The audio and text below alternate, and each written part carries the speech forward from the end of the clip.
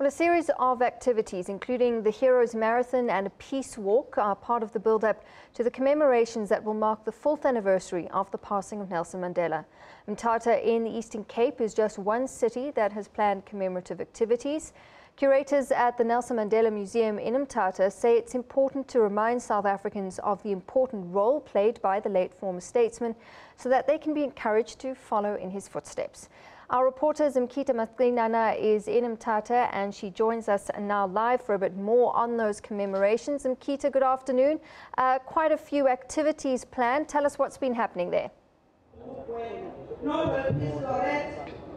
Good afternoon, Natasha. From 6 a.m. this morning, a series of activities have been taking place here at the Nelson Mandela Museum in Mthatha in honor of the Nelson Mandela. This is the 4th commemoration after he passed on in 2013. We also saw members of his family at Qunu, led by his grandson, Chief Solivelile Mthatha Mandela, leading a delegation of the family who went to clean the graves. He was also telling us about how important it is for the family to recommit themselves to unite South Africans like Madiba did. But we are now going to speak to the Premier of the Eastern Cape, Phumulo Masualle, who's going to tell us about the significance of the release of those 100 doves.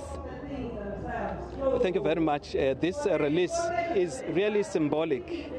Doves are associated with peace. For all his life, Tata Madiba propagated peace amongst the people of this country and the peoples of the world.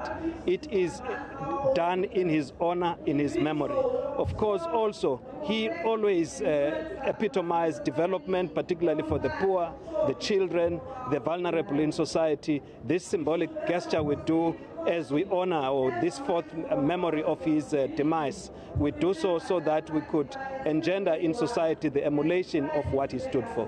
What is the message that you want people to take away home after this 4th commemoration? It is for each one to do the little he can or she can do to better the lives of his community or her community.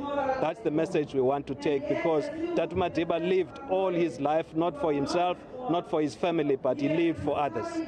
Let's talk about the report that was released by the public protector yesterday, which says 300 million rand has been misappropriated by the provincial government during his funeral.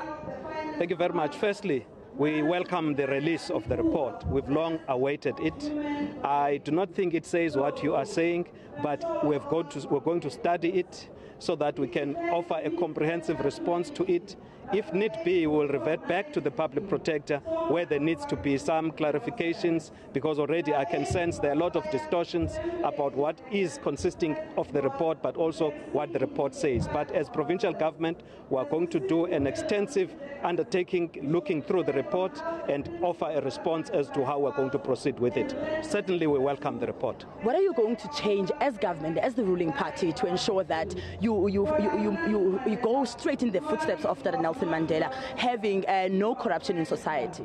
We can only speak and speak to all. Hopefully they will hear the message, because it is when people start to respond to the messaging that we are making that we can make our society better as Tata Madiba wanted it to be. Thank you so much for your time. Well, that was the Premier of the Eastern Cape, Phumulo Masualle. The program here in honor of Nelson Mandela continues, and we saw earlier on Sunday there was a Heroes Marathon in his honor, and last night there was a dialogue where people were encouraged to continue and unite South Africans. It's now back to you in Johannesburg. So thanks so much, Zimkhitha live from Mthatha in the Eastern Cape.